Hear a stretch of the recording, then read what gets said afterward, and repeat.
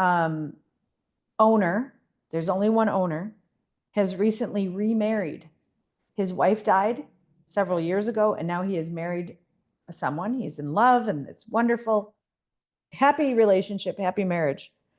But the third generation is worried. They don't have clarity about the estate and the will and the ownership of the business and what will happen. They assume, because this is just how it goes in the world, that their father will die before their new stepmother dies. Father is in his late 70s. Stepmother also is.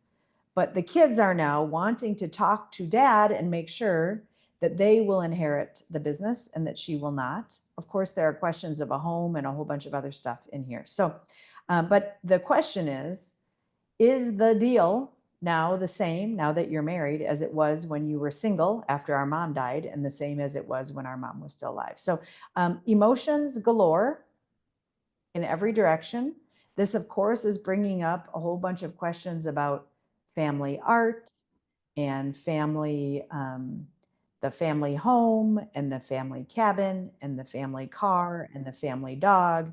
And then, of course, the family business as well. So I'm going to stay focused on the family business, even though, meaning the business part of this whole conversation, even though, of course, these other things are included in these emotional conversations. These other things, meaning family money that isn't the business, family home, time with dad, all these really important things. I'm going to start this by saying, when a business is involved, first of all, these are very painful, very difficult conversations. If your family isn't already dealing with this, there's a good chance it will someday deal with this question. And what is important is to separate the conversation about the business from the conversation about the home or the dog or the holiday or the whatnot. You want to keep the conversation focused on the business, first of all, so that you can have the conversation about the business separate from all the stuff that might come up.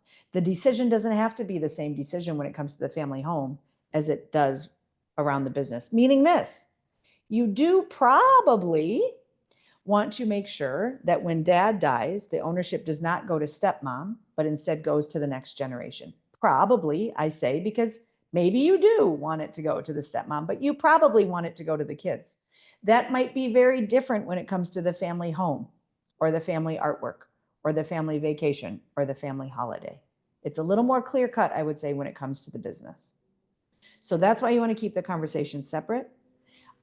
You ideally want to lean fairly heavily on what is already written down. So the legal and financial documents and what agreements are already there. And then the question is, what is the appetite to keep them the same? Meaning to keep the agreement the same. When you die, dad, will that last bit of ownership still transfer? Would there be a reason now to transfer that sooner? Keep it on the business front. Keep it strategically focused on what is best for the business.